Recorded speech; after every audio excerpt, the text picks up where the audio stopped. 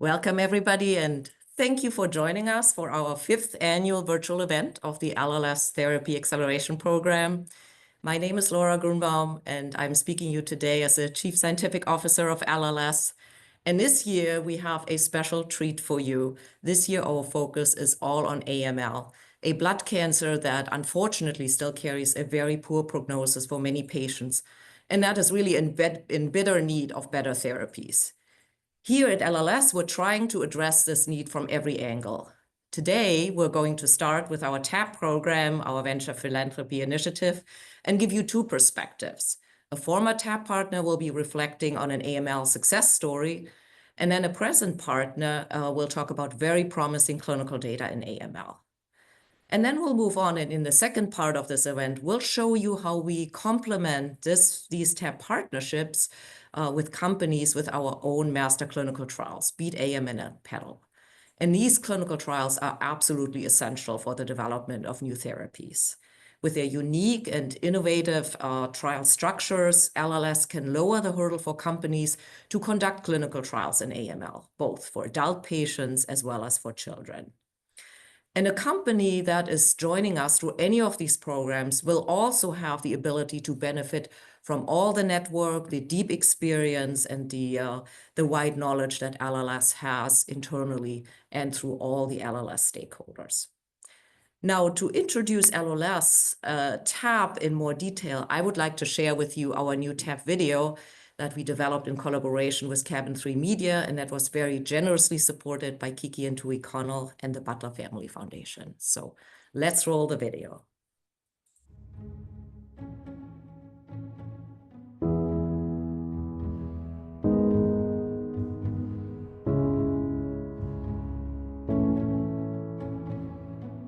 If somebody came to me and asked me, what do you think about the TAP program? My honest answer would be, they're amazing.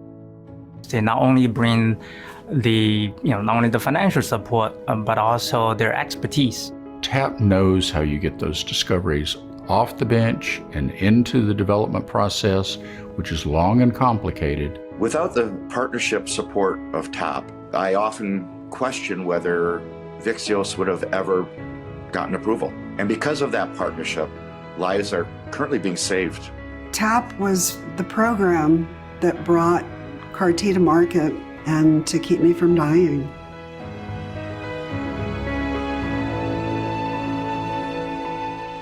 The TAP program is really an accelerator. What we want to do is to bring together what's best in biotech, what's best in pharma, and in academic research, and bring in our understanding of what patients need so that the next generation of therapies will be there sooner. The Therapy Acceleration Program is LLS's Venture Philanthropy Initiative. Our goal is to support the development and access to new therapies by investing in companies, by providing expertise for clinical development of new drugs, and making sure that we bring the most effective therapies to the clinic as quickly as possible. In 2006, when I was 46 years old, I was diagnosed with stage 4 follicular non-Hodgkin lymphoma. And only my last treatment, the 7th treatment, resulted in a complete remission. And that was the treatment I got with the TAP-funded CAR-T Yescarta. And now here I am 6 years out. They believe I am actually cured. So CAR-T saved my life. Patient stories like Lori's help us understand the misconceptions about clinical trials and the opportunity to empower patients with knowledge. Through TAP, we can help influence companies to do better with trial designs and help make trials more accessible to all patients. What companies really value is the expertise we have and the network of investigators, of researchers, and our intimate understanding of what patients really need. Since its establishment, TAP has invested more than $115 million in over 50 different biotech companies. We've seen returns on that investment in the order of around $100 million, and we've seen approval of 3 new blood cancer therapies. The TAP program really is an enabler of drug discovery. It makes pulling other funding sources in to invest in Argenta easier because it's almost like the seal of approval. I think a real critical time in our partnership with TAP was when we went from our phase 2 trials into our phase 3.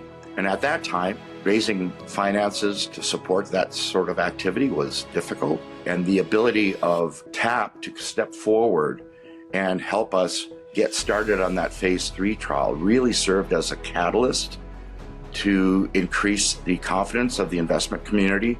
So I'm just very proud that Vyxeos is now approved for treatment of adult AML, as well as in pediatric AML. Support for TAP is not just support for blood cancer research, but for all cancer research. I would like to see TAP in the future get bigger. The bigger we get, the more we can do to carry out the mission of LLS of bringing new drugs to blood cancer patients. I encourage you to join us as well as the TAP program to accelerate the discovery of new medicines, so that our patients never run out of options and never lose hope. Supporting TAP and the blood cancer mission means that more patients will survive.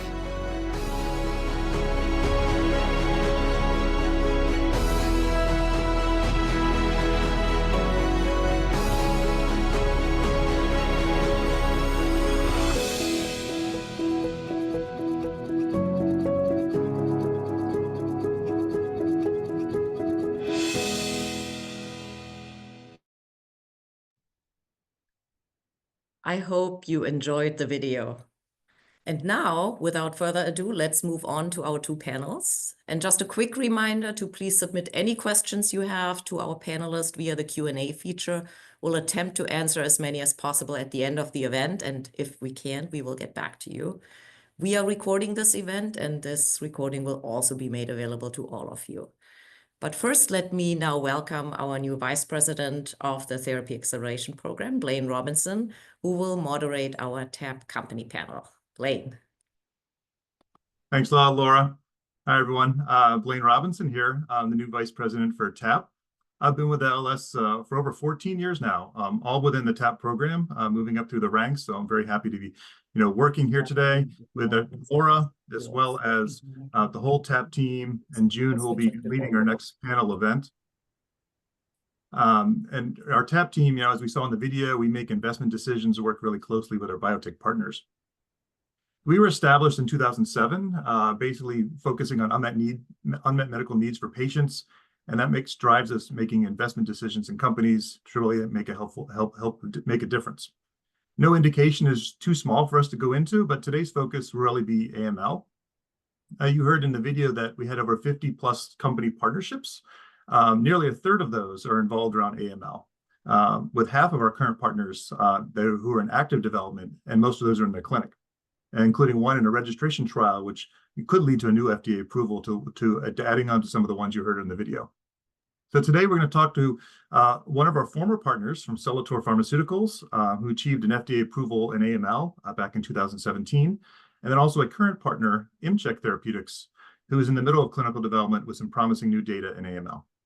So without further ado, I'd like to invite our panelists to join me, Lawrence Mayer, who you might recognize from our TAP video, and Stefan Braun, both of you to turn on your cameras and microphones. Hi, Stefan. Nice to see you. Welcome, Lawrence. Hi, welcome. Thank you both for participating in our panel. So first, maybe we'll start with some introductions and have you tell us a little bit about the companies you work for. Let's start with you, Lawrence. I'm Lawrence Meyer. I was Chief Scientific Officer and President of Celator Pharmaceuticals.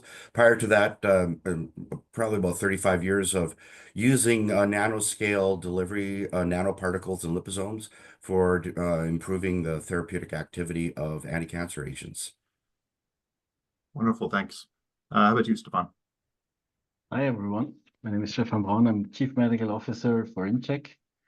I'm a physician scientist and board-certified gyneco-oncologist, so a little bit away from the multiple hematologic diseases, but nevertheless, I started research in bone marrow micrometastasis, so I got a good touch on the bone marrow already 30 years ago. So in the last 30 years, I spent 15 years in industry and 15 years in academic research and patient care. Thanks. Thanks. Maybe tell us a little bit about ImCheck Therapeutics and what your company's doing now. So ImCheck Therapeutics, by the way, is a member of the LLS TAP program, as already mentioned. And here at ImCheck, we are working to develop a new generation of cancer immunotherapies. Our innovative approach focuses on butyrophilins, a group of proteins that activate gamma delta T cells, which are specialized immune cells for the first line of immune defense. That is their natural behavior and task, so to speak. You may consider these cells as generalists that can attack any intruder or cells that deviate from the healthy norm.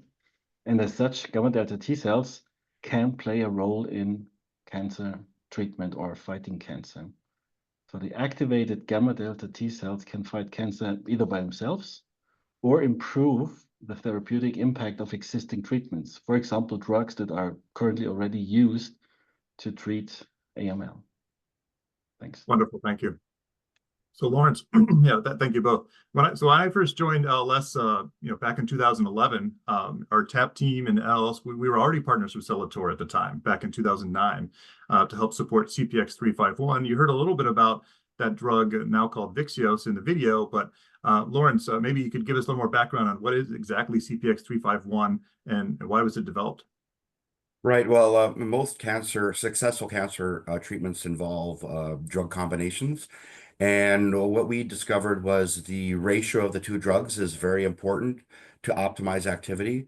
And we realized that conventional administration just can't control the ratio. So we developed these nanoscale particles called liposomes and encapsulated the two drugs that are used to treat AML, cytarabine and daunorubicin, and maintain them at the synergistic ratio. And in doing so, once injected, these liposomes go to the bone marrow where the disease grows, and there, within the bone marrow, selectively is taken up by leukemic cells over normal cells. And those features of maintaining the ratio, going to the bone marrow, and selectively going into leukemic cells turned out to be really a powerful improvement in terms of therapeutic activity against AML, and eventually led to its approval in 2017 and now actually worldwide. Thank you so much. Yeah, very, very exciting at the time, very, very novel and innovative, almost got 15 years ago. So Stefan, ImCheck's compared to Celator, ImCheck's a relatively new partner. We partnered about 2.5 years ago with ImCheck Therapeutics. We actually saw the company do a presentation at one of the scientific meetings, the American Association for Cancer Research, back in the spring of 21. And so, we reached out. This is what we do. If we see an interesting company, interesting program, reach out to see if there's a potential collaboration. As I say, the rest is history. TAP made an equity investment in ImCheck Therapeutics, their Series C financing in the June of 22. So Stefan, you talked a little bit about what your company does. So you have an exciting molecule that's being developed in AML, ICT-01. Can you tell us what this is and why it could be so impactful for patients with AML? It's indeed an intriguing new approach. So ICT-01 is an antibody designed to recognize and bind to a specific butyrophilin protein that is also expressed by AML cells. Normally, this protein is an identifier to the immune system when the cell is in distress. Then this protein is presented in an activated form, and then the immune system recognizes there's something to do. And we use the antibody to mimic the situation and label cells that we know are there that may be hiding from the immune system. And so this is a very interesting approach, especially in cancer, where a lot of immunosuppression is going on. So immunosuppression meaning the cells hide from the immune system in one way or the other. So what happens if the antibody labels the cell? The cell is recognized by the immune system and can be attacked by the gamma delta T cells very directly without further ado. And once this immune system is aware of the enemy, it even remembers it. And the effectiveness of these gamma delta T cells against these AML blasts is very intriguing. And actually, what we believe, and based on our data that we see in animal studies and in the clinic now, we think that it's not just adding 1 and 1 here to make actually 3, right? So it's not the classical just slide add-on. We think in our language we would say it's synergy, and this is something we are very intrigued to observe in the clinic based on our preclinical results. Thanks a lot. Lawrence, I'd love to follow up more. I know we touched on it a little bit on the video, but really like for you to tell the audience how you and Celator came to learn about ALS and our TAP program, and how did our first partnership around your phase 2 studies really help propel CPX-351 forward? It was really timely, the initiation of the TAP program, because at just about that time, we had interesting, very exciting phase 1 data with CPX-351 or Vyxeos. And we needed to do some phase 2 studies after that. There's a lot of excitement about the activity that was seen. But a critical feature of those phase 2 studies is to decide what patient populations are likely to benefit the most. And that's where TAP really came in. We were able to we needed to show that our drug was better than the same 2 drugs in conventional use that had been existing already. And so we wanted to do randomized trials. We had enough money to do a single randomized trials, but there were more than one patient population that we really wanted to examine, and we didn't have sufficient funds to do both patient populations in 2 separate trials. And that's where the TAP program came in and allowed us and funded the second clinical trial, a phase 2 clinical trial. And as a result of that, we were able to identify the exact patient populations and patient features for which CPX-351 would be the most impactful. And in addition to identifying the right patients, we were then able to also look at how large the improvement was, and therefore power the phase 3 trial. And by powering, I mean enter the correct number of patients to give us, if that improvement was repeated, that it would be statistically significant. And that's important because without statistical significance, you won't get approved. And so that funding for the phase 2 trial was absolutely crucial in our ability to design a phase 3 trial that had a high likelihood of success. Great, wonderful. And like we do with some of our partnerships now, we're taking equity investments in them. We might make a smaller investment to help the company do something like in Celator's case, help them enable them to do 2 phase 2 trials. But then like we also did in some other cases where we make an additional investment in the company, and that's where we did this. Celator was actually the first partnership where we made a second investment. We actually came in and we reviewed all the phase 2 data, like Lawrence said. And you figured out what your phase 3, your registration trial was going to be like that. So basically, how did ALS and TAP further support Celator to basically take the molecule to the finish line and ultimately help you get FDA approval for patients? Right, and at the time, fundraising is always a challenge. There's always skepticism. It's always difficult finding the right fit of investment partners, and that's where LS stepped up, and it was the first time they did so to do a second investment in Celator, and that was absolutely critical in our ability to keep the momentum going, to keep the sites engaged, to design the phase 3 study, get it off the ground, get it up and running. And it really served, as I said in the video, as a catalyst. It brought a lot of attention now from outside investors, and it would, like we like to call it, the Good Housekeeping seal of approval, right?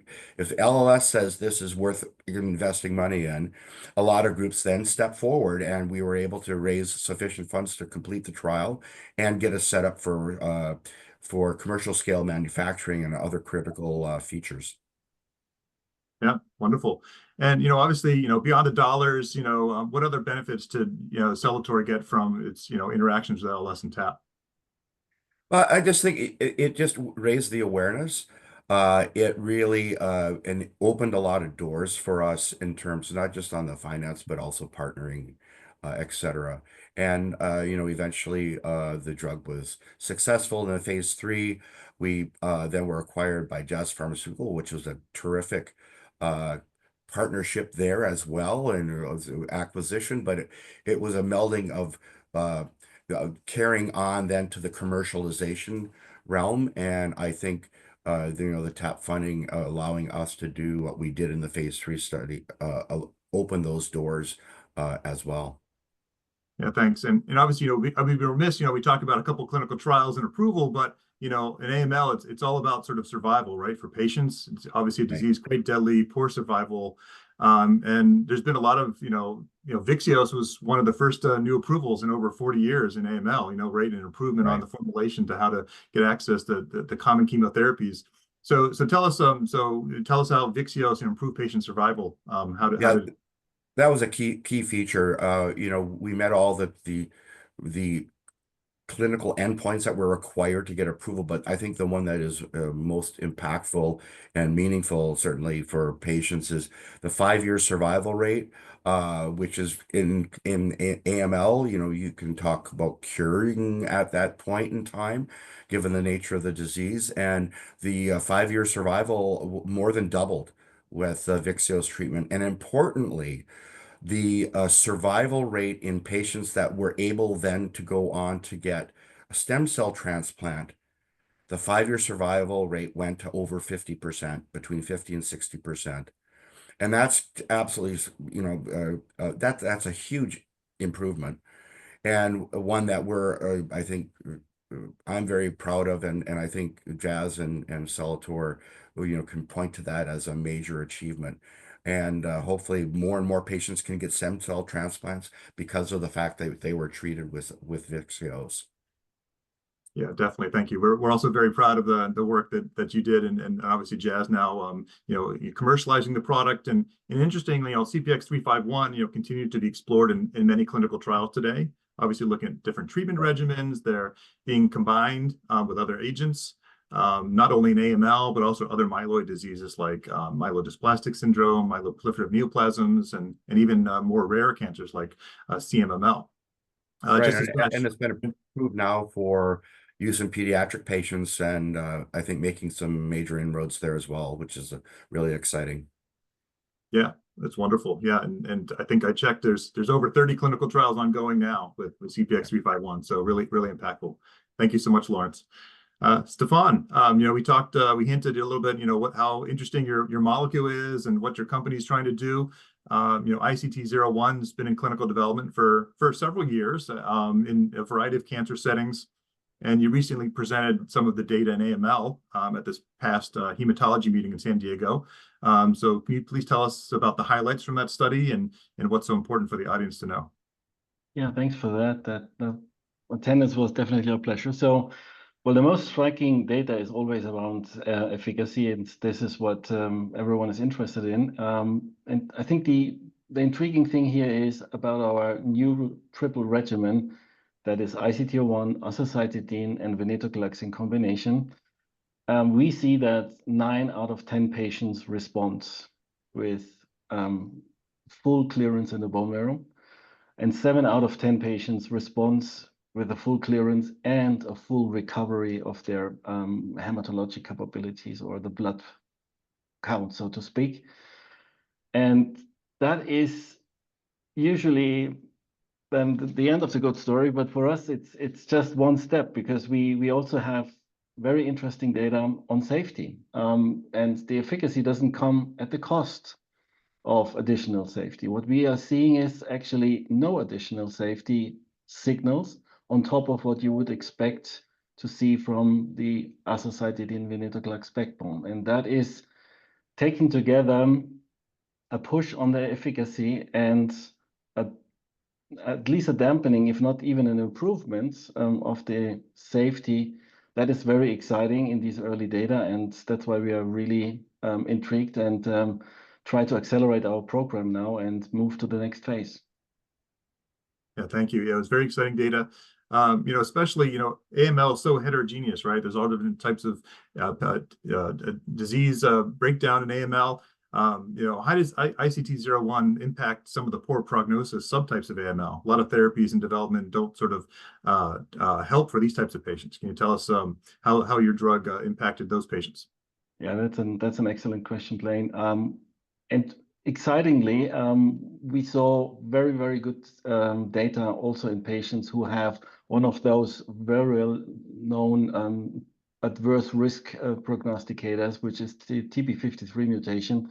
And here we have definitely also very interesting data. Half of the patients seem to fully respond, which is definitely more than what has been reported so far.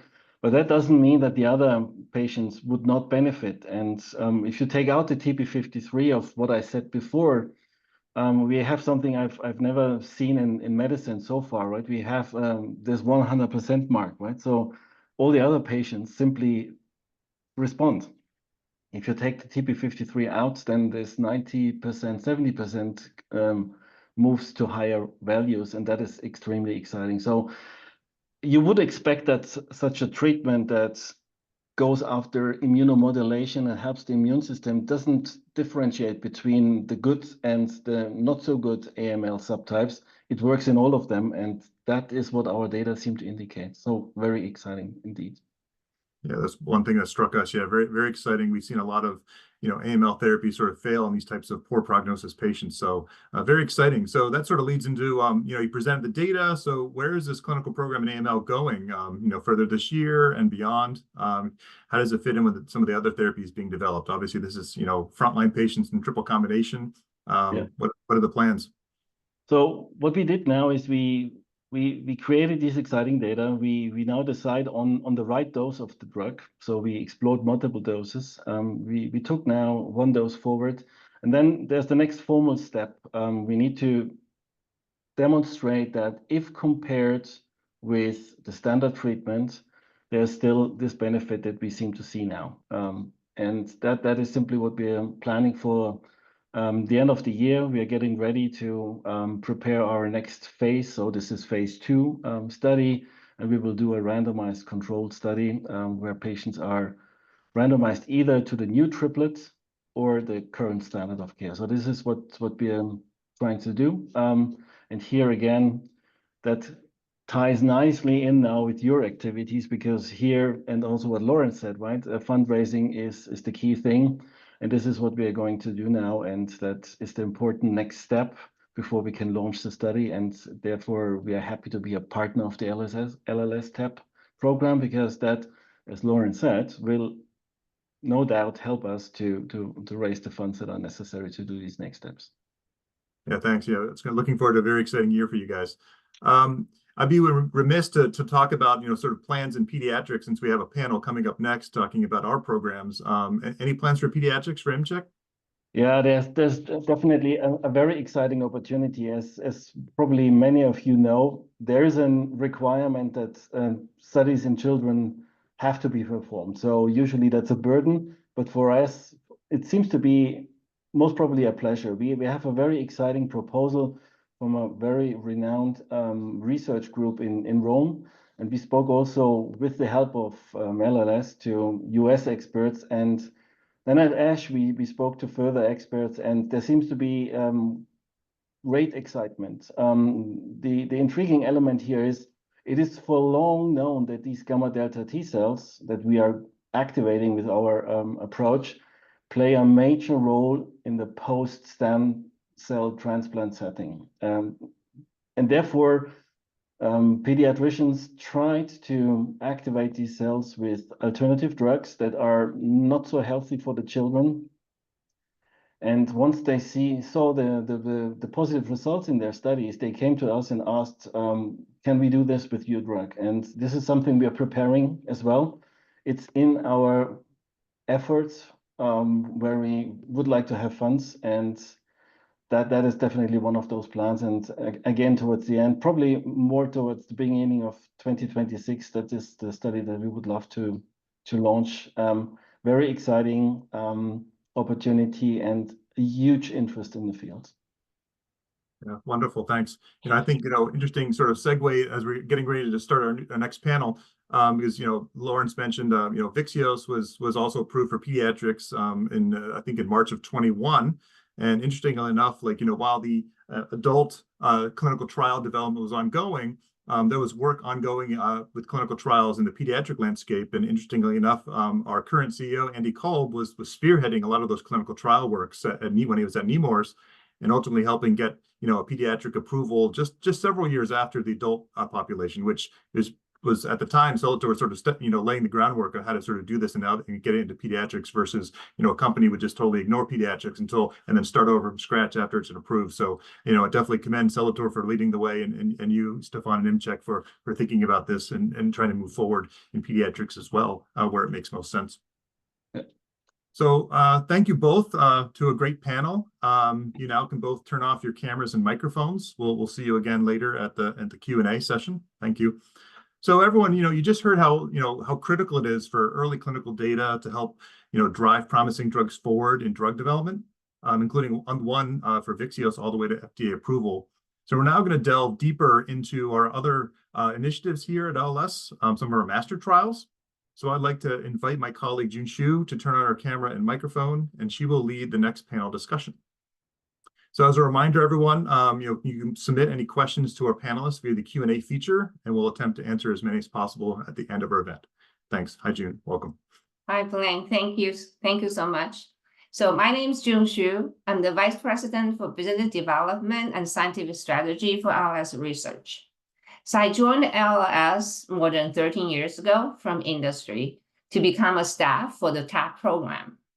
Starting this January, my duties have expanded to beyond TAP. As we just heard, that TAP was the first strategic initiative for LLS, but certainly not the last one.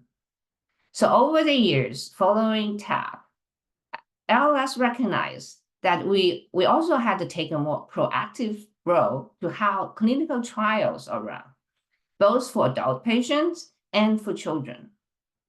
So today, I have invited my colleagues Ashley and Anne to join us and share what makes this master trial so different and how LLS is using them to accelerate new therapies and also bring trials closer to patients. Ashley and Anne, please turn on your cameras. Hello, welcome, ladies. Thank you so much for joining us today. I will start with Ashley first. So Ashley, I know you've been with the Beat AML program from the beginning. So please introduce yourself and tell us about the history of the program and also its achievements. Thanks, June. I'm Ashley Yoakum, the Executive Research Strategy Lead of the Beat AML Master Trial. I've been with LLS for 6 years, and prior to LLS, I worked for CROs, including Syneos Health, where I worked on this trial from the start. LLS developed the idea of the Beat AML Master Trial back in 2014, when AML was treated on the same day of diagnosis, with either chemotherapy if patients were fit, or hypomethylating agents if patients were unfit. However, from all the AML research that LLS has funded, it was clear that AML was not a single disease, but a disease with over 10 to 15 different subtypes that behaved differently based on key mutations or cytogenetic rearrangements or a combination of these mutations and rearrangements. So therefore, LLS hypothesized that patients could do better if they received treatments that were specific towards their subtype, and developed Beat AML, the first master trial for AML patients to test this hypothesis. Beat AML is a master clinical trial that screens AML patients and assigns them personalized treatments within 7 days based on targeted genomic sequencing and cytogenetics. Beat AML Master Trial is a standalone screening protocol that always stays open, while protocol treatments can open and close for the whole duration of the program. To date, we have screened over 1,600 patients on the master trial and have treated over 600 patients on a Beat AML protocol treatment on over 14 different protocols. Our initial analysis was published in Nature Medicine in 2020 and showed that, one, it was safe for patients to wait 7 days to receive treatment. Considering what I said before, AML patients were treated the same day as diagnosis. So this was practice changing for AML treatment. Secondly, the study showed that patients who were not fit for chemotherapy did better on a Beat AML study than on HMA alone. So for patients, Beat AML has shown that it's okay to wait 7 days before deciding on a treatment, and that personalized treatments are really good options for that. For companies, Beat AML provides a partnership with our key opinion leaders and drug developers to generate a protocol together, generate FDA submission-ready data, and to help with registration plans for their drug in AML. The Beat AML infrastructure allows for protocols to be activated at one of our 12 sites, and we are currently looking to add more sites to our structure here. And our infrastructure allows for efficiencies and speed to get answers for these treatments sooner. Some of our study successes include the inclusion of the IDH2 inhibitor inacitinib into the NCCN guidelines for newly diagnosed AML patients from the data generated from our sub-study.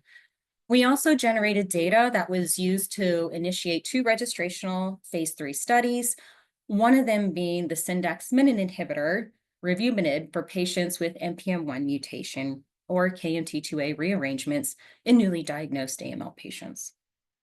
Thanks, June, for letting me introduce Beat AML to everyone. Thanks to you, Ashley. Congratulations on all the great achievements. And now we're going to turn Anne. I cannot wait to hear Anne talk about the PEDAL. So please first introduce yourself and then talk about the PEDAL. Thanks, June. I'm Ann Collins, and I'm the Global Program Lead for PEDAL. I joined LLS last year. In the beginning of my career, I was originally trained and practiced as an oncology PA, and then went into a long career in developing oncology drugs and clinical drug development. True to this statistic, I studied many, many leukemia drugs, especially in adults, and I can tell you that only 2 made it to FDA submission, and only 1 of those has been approved. So I really focused my energies on better ways, so fascinated by better clinical trial designs and improving the way we get through the clinical development cycle. At LLS, PEDAL is how we enter pediatric clinical research. At the center of PEDAL is the master screening trial. Every child with relapsed leukemia is eligible to enter the screening trial and to get comprehensive genomic screening, no matter where they are geographically or what treatment center they're treated at. We learned that in adults, understanding the genomic profile of a leukemia led to the approval of several exciting therapies in the past years. In children, if we can understand their genomic profile, we can steer them to clinical trials of those targeted agents to try to get those agents approved in children. Some of those trials become therapeutic sub-trials under the screening trial in PEDAL. To date, we've enrolled over 400 patients from 179 centers, a remarkable number given the rarity of relapsed AML in children. And PEDAL is global. Between the master trial and the therapeutic sub-trials, we're active in North America, Europe, Australia, and Japan. Currently, we have 2 therapeutic sub-trials going.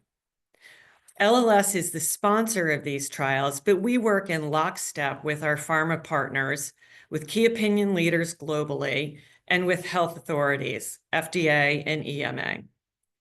We find that particularly our biotech partners and our pharma partners value our clinical development expertise in pediatric leukemia and our ongoing dialogue with the regulatory authorities. We can advise them. We like to work with them very early and advise on their pediatric plans. As Stefan pointed out, this is regulated. We know that companies developing drugs for adults have to have a pediatric plan, but it shouldn't happen sequentially. Let's get those started together. So we like to meet with companies early and help bring our expertise to the development of their pediatric investigational plans. One of our therapeutic sub-studies is with AbbVie and venetoclax, so that we can finally get a venetoclax approval in children for a drug that's been approved for adults over 9 years ago. It's not enough to have an adult indication. It's not even enough that some children in North America can access that drug off-label, or enough that some of them can have insurance coverage for that. If it's not universally accessible, it's not enough.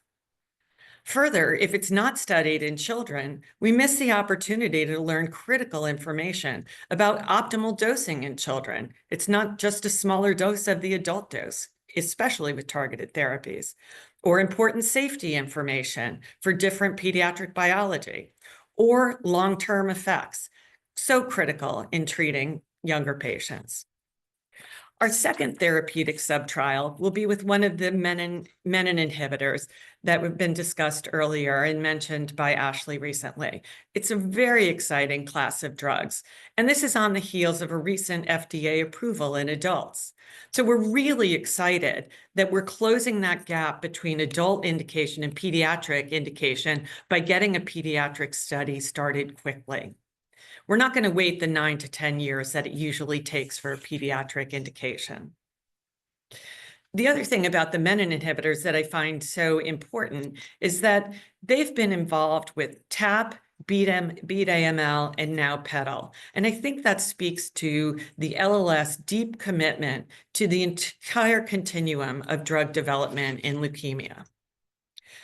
But when you think about it, LLS is the logical, place for this type of drug development, especially in pediatrics, because it takes millions and millions of dollars to develop a drug in leukemia and long period of time. And in a small market like AML in pediatrics, there's little commercial appetite for this. That's why the delay is so vast between adult and pediatric indication. So it does make sense that this is a great nesting place for PEDAL and LLS to move forward. But now we're starting to think about how to do it better. One line of thinking that we're working on now is how to redesign clinical trials for peak efficiency. We're going to take advantage of health tech and improve statistics to disrupt clinical trial design. We think it shouldn't take huge numbers of patients to study in a small indication every single clinical trial. So we're going to start availing ourselves to things that are available from the electronic medical record and better clinical trial design to study drugs in a new way, so that not every child entering a clinical trial has to face the possibility of being enrolled to a standard of care, which we know full well plenty about the response rate and about the side effects. Let's move these clinical trial designs more efficiently and get these indications to kids sooner. Thanks, June. Thank you, Anne. We're so glad to hear that LLS is working hard really to closing the gap between the approval in adult and in children. And actually, I'm hoping one day we may have a drug approved in patients with pediatric patients before approved in adult patients, and that would be really wonderful. So I worked with TAP for over 13 years, so I have witnessed a lot of landscape changing. So I'm pretty sure since we enrolled the first patient in Beat AML trial, the landscape for the AML treatment is also changing, even though it's not as fast as we always hope for. So I just want to ask Ashley, what's the current sort of the strategy focus, and also what's the future direction of Beat AML? Yeah, thanks, June. A lot has changed in AML treatment since 2016 when Beat AML started, and things have changed with Beat AML as well. So the first thing that we've seen change was the approval of targeted therapies for AML patients, especially with FLT3, IDH1, IDH2, and now we have menin inhibitors joining the field who have approval for MLL, KMT2A rearrangements and relapse refractory, and hopefully soon for NPM1, and these registrational trials that are now following with the menin inhibitors. There are still subtypes of AML, as Stefan said earlier, that need better treatments, including the TP53, RAS mutations, complex karyotypes, among others. Therefore, Beat AML is still on the same mission of finding effective, targeted, and safe therapies for newly diagnosed patients in these subgroups who don't yet have some of these targeted therapies. The second big change in the AML landscape since we started Beat AML was the change of standard of care for patients who are unfit for chemotherapy. And that is what Anne said too, was venetoclax in combination with hypermethylating agents.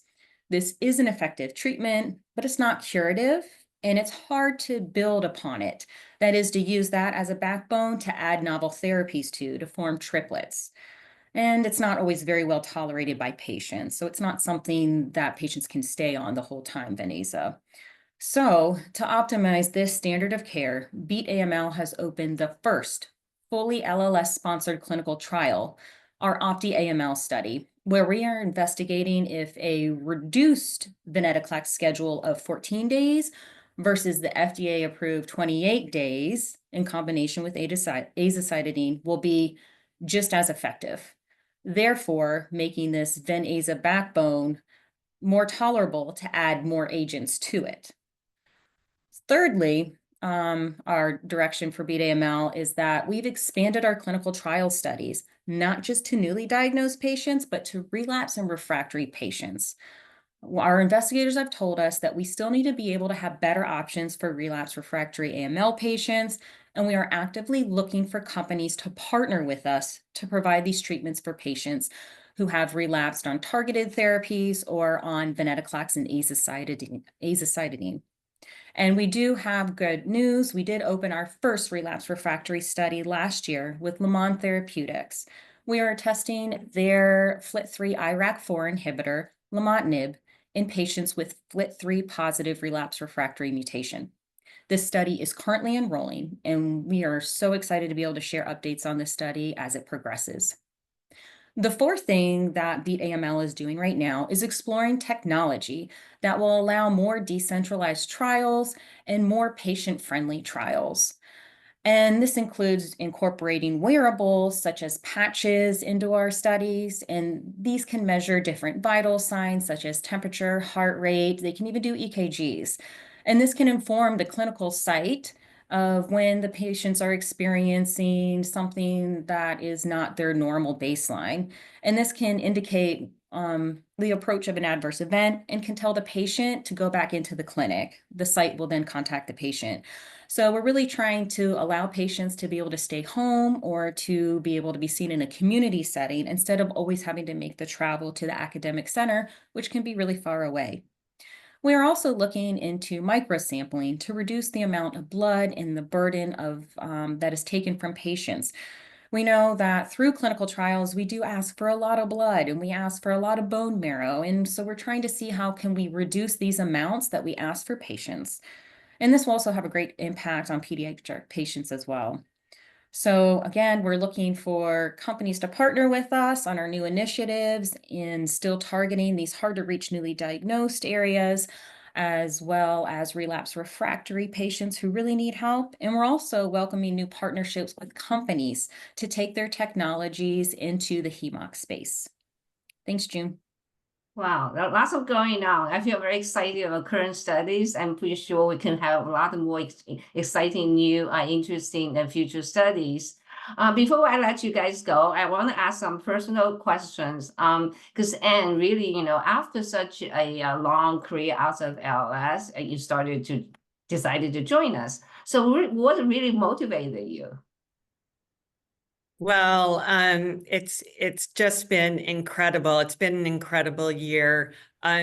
Like I said, my past has been in drug development. We tend to do things on the pharma biotech side the same tried and true way. We have our phase 1. We're a little nervous about innovative clinical trial design. LLS and the team have been so innovative in Beat AML and TAP. And, I just welcome the opportunity to join the PEDAL team and to bring that innovation to the patients who, our youngest patients who need it the most and who are not going to wait 9 and 10 years for a new drug anymore. But I have to say that motivation has just been catapulted by getting around the table with LLS members. You get tunnel vision, especially post-pandemic, and in our own story, what could be more exciting than cancer clinical research?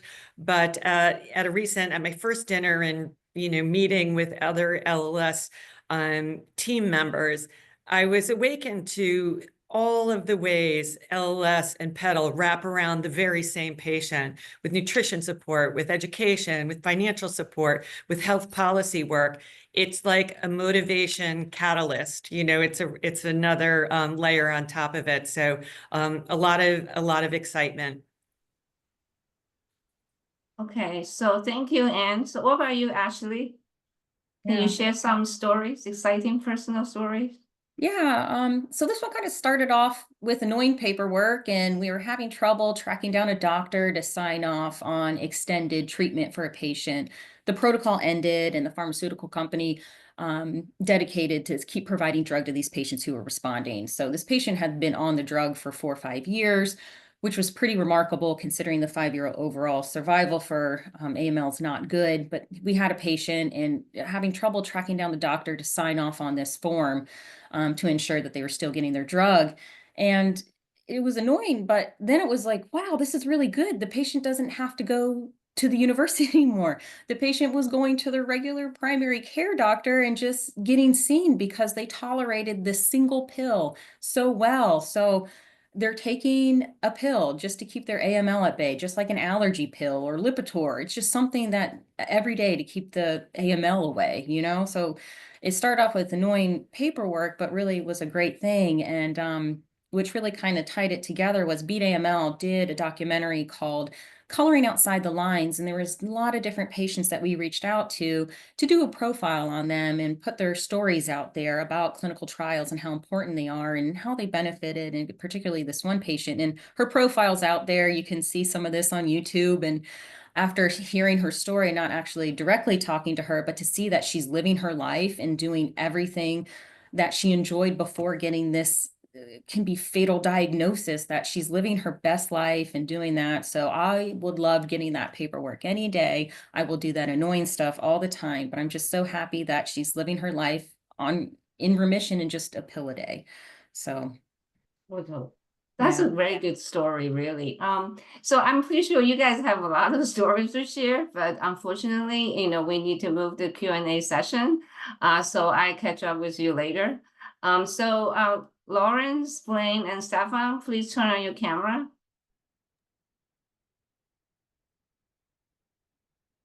All right, thanks everyone. Yeah, we've got several questions. So it's been great. We've seen a whole range of approaches that LS is spearheading to develop next generation of therapeutics for patients with AML. So we've been monitoring the chat box and the Q&As, and we've got a few questions. So we've got one for you, Anne. Specifically, you talked about, how can we make clinical trials more efficient and try to implement those. Can you tell us any sort of thoughts, or maybe start with you, Anne, or if anyone else has any ideas, how we can make these operate better? Oh, sure. I love thinking and talking about this. We're not, the old days aren't working for that, and they don't have to work. And one of the really exciting developments has been in the health tech space. I would say these weren't traditional partners for us in oncology drug development, but the idea that you can access the medical record electronically and use some of that data to analyze, or perhaps even make a whole cohort for comparison. When biotechs are starting out and they're designing their trials, typically, we're looking to the literature to tell us certain benchmarking, maybe for response rates or, maybe for survival rates. But when you're looking to the literature, remember that hasn't always been sub-segmented for certain molecular features, or that data is quite old. So now we can really access contemporaneous data. We can get data that's matched to the molecular profile of the leukemia and optimize the way we design our trials. That means the drug has a better chance of success because we've identified the patients that can most benefit from that drug. We can also make the trials smaller. So I think that, and we do that with different statistical approaches. So I think that those are the first two that come to mind for me, how to make trials smaller and faster. Yep, thank you. Ashley, I think there's a question for you talking about, the different therapies and what you're looking for in the relapse refractory population, right? I mean, there was a lot of discussion up front talking about, for untreated patients, like even what MCheck's doing and what Beat AML started for. But now when Beat AML's transitioning, and you mentioned the one company looking at relapse refractory diseases, maybe you can tell us a little bit more, like what other types of drugs or company or partners, if a company was out there that wanted to work with Beat AML, what are you looking for in the types of approaches for these relapse and refractory patients? Oh, great question. Yeah, so some of the things we are looking at are more targeted towards relapse refractory. So you have received maybe like for our one partner right now, a FLT3 inhibitor, and now we have a new FLT3 inhibitor that targets some of the escape mechanisms. So a lot of the FLT3 inhibitors approved now can do ITD, TKD, either single or just both. But the one we have now also targets the gatekeeper mutation as well as the IRAP4, which are two common ways, escape mechanisms where people can develop some relapse to that. So that's one very specific way, but also we're looking for more broad ways too, like immunotherapies that can target some of these cells that maybe go on more in the outside of the cell where we can target it that way rather than specific mutations inside, since relapse can be a very hard disease to get. And not just on the upfront. It's a very different disease and can be a lot more different mutations driving it once you've been treated a couple of times. So again, just wide range targets and that we can get and target a lot of the blast cells and try to get rid of those leukemic stem cells. Yep, thank you. I know the focus today was, primarily on AML, but obviously, there's lots of other cancers, and maybe something that works in AML could work somewhere else. I want to, Stefan, I know, ICT01, we talked about the AML program. Can you tell us a little bit else where this molecule might be work, other diseases that so people know it's not just a one-trick pony in AML, but can help other patients as well? Oh, you're on mute, Stefan. I was too brave, huh? So absolutely, we think about solid tumor space very intensely. We have intriguing data. Unfortunately, the drug development usually starts in the advanced patients, and something we needed to learn is we need to move earlier. And we see the possibility in multiple cancers. As a small biotech, we need to focus, and therefore we focus on melanoma. As a first step, and there's an exciting opportunity. You go into neoadjuvant treatment for melanoma, for example. You have short trials, you have multiple opportunities for translational research to prove your mechanism of action, your translational data, and that is what we are approaching as a next possibility, also part of our package for fundraising. Good. Thanks, Stefan. And then maybe back to you, Ashley. Beat AML, obviously, you're looking to expand into other myeloid diseases, so like MDS, including those patients, some of their trials or trials specifically focused on those diseases. Yeah, actually, we did open our master program to include the high-risk MDS group with the latest ELN criteria. It did include the high-risk MDS group. So we are doing that as well with patients with blast 10% and higher. So currently that is what we are open to. Great, thanks. Looks like we're just about out of time. If we didn't get to answer your question, we'll definitely follow up. So let's thank the panelists today for a great discussion, lots of great thoughtful answers. As a reminder, everyone, this has been recorded. So we'll be sharing with everyone, if you missed part of it at the beginning, or if you know people that registered and couldn't attend, or even if they didn't register, you're welcome to share it once we share the video. It will be on YouTube. So and also we will provide contact information for all our panelists if you want to follow up specifically. If you have any extra questions, if you think of them afterwards, they're welcome to answer specific questions related to their programs as well. Now I'd like to have everyone sign off. We'll invite Laura back on to help provide some closing thoughts and end our webinar. Thanks, everyone. Well, a big thank you to all of you online as well for taking the time to join us today. I hope this event has given you some food for thought and also some optimism that the development of better therapies is well underway. We, of course, at LLS remain committed to helping all patients, and with TAP, we'll continue to broaden our reach with companies in and outside of the US. You can also meet us in person at major conferences in the US and in Europe, and we'll be back online in January 26 with another exciting panel discussion on novel therapies for blood cancer. Thank you for joining us today and have a great rest of the day.